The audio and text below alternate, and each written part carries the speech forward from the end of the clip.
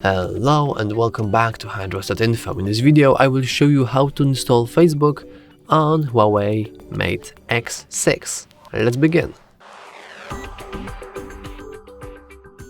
Now you could easily just go to your app gallery and search for Facebook here, though many people say, including me, that it is not the safest option.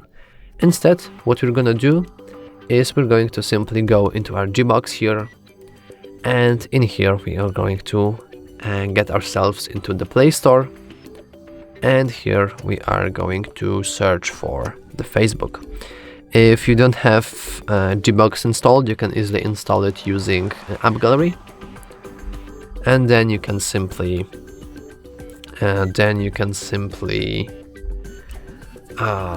install whatever you want. If you're not sure, we have a tutorial on that.